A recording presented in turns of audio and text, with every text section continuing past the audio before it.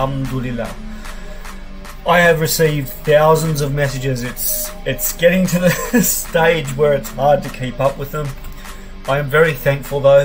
Thank you so very much. Some of the kindest people in the world are Muslims. I can't believe how close and tight-knit and the brotherhood and sisterhood that this community has. I've just been inundated on my Instagram, on my Facebook and everywhere else with messages of support. I've had Muslims buying me gifts and sending me gifts and all this other stuff, and it's overwhelming, but it is just absolutely amazing. I've had Muslims tell me that if I ever go to London or Canada or Lebanon or anywhere else in the world, don't worry about accommodation, they got that sorted. Don't worry about food, they've got that sorted. You know, and it's just, wow. All I can say is wow, how close and tight-knit this community is and how loving they are. Like, it's just amazing. I sort of sit here now and I think about before I reverted back into Islam. I sit here and I think to myself, how could I have been anti-Islam in the first place? You know, I was one of those people that was misguided when I was back when I was a kuffar, and I was misguided. I ate up a lot of the mainstream media propaganda. I ate up like watching a lot of you know, Zionist produced Hollywood movies that predicted Muslims as terrorists. They want to bomb things, they want to blow things up. That's all they do. They just chop off heads, they do this, they do that. So I look back at my past when I was in the anti-Islam movement, and I was just like, wow, I never would have looked back, you know, 4 or 5 years ago and went, you know, I'm going to end up becoming a Muslim myself. If you had told me this, I probably would have punched you in the face. But it's funny how they say God works in mysterious ways. So I believe, in my honest opinion, that Allah put me through those trials, through the anti-Islam movement and through this, because I think He knew that even if I had hatred back then for Islam, that I was one of those people, and He knew I was one of those people that if I dislike something or I like something, I will study into it as much as possible to learn as much about it as possible. And that's what I ended up doing. I thought, okay, I'm going to go talk to some Muslims. I'm going to study right into their books, you know, the Quran, Surah, Hadith, and actually read it with an open mindset to see why these people run around chopping heads off and all this sort of stuff.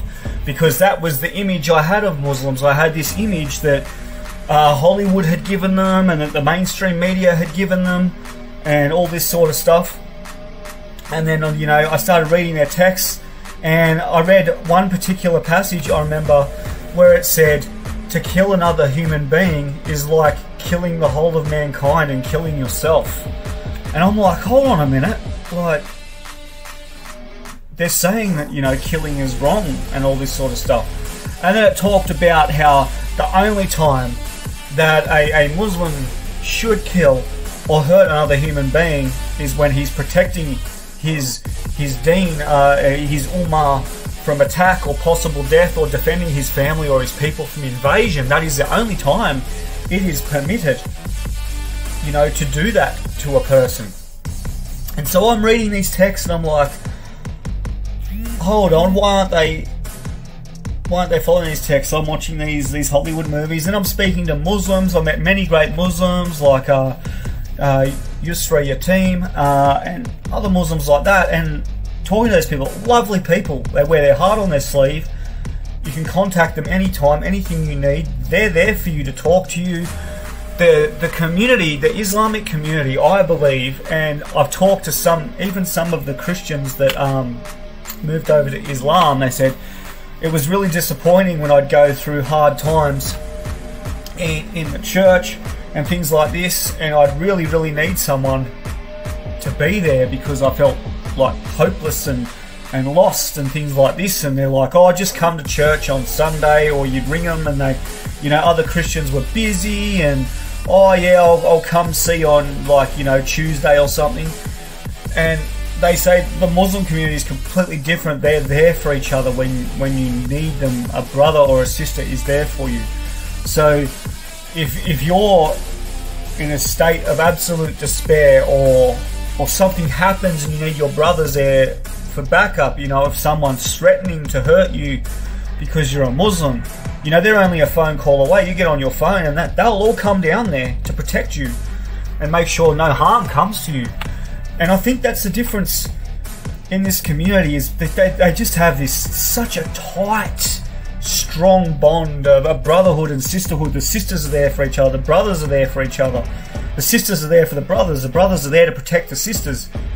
And it's just, you know, absolutely amazing, this community. It really is. And I cannot say thank you enough to all the Muslims who have messaged me. If I haven't got back to your message yet, or your friend request, I will eventually get to it. Like I said, I've got, my inbox is clogged up with thousands of messages. I woke up this morning to 750 friend requests, and that's grown to over 1,000 now. And I've been bombarded on Instagram and everything else. So I will eventually get to you, but thank you very much for your messages of support, saying that anything I need, you know, here's my phone number. I live in Sydney, or I live in Canberra, I live in Melbourne. You know, we look out for each other. You have any problems, you call and we are there. This is Islam. This is the brotherhood of Islam. And it's just like, you know, it's such a beautiful thing, seeing these people being so supportive of their tribe, their people.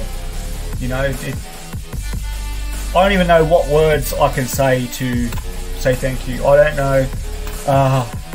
You know, praise Allah. That's all I can say. You are beautiful people. Don't ever change for anyone. Alhamdulillah.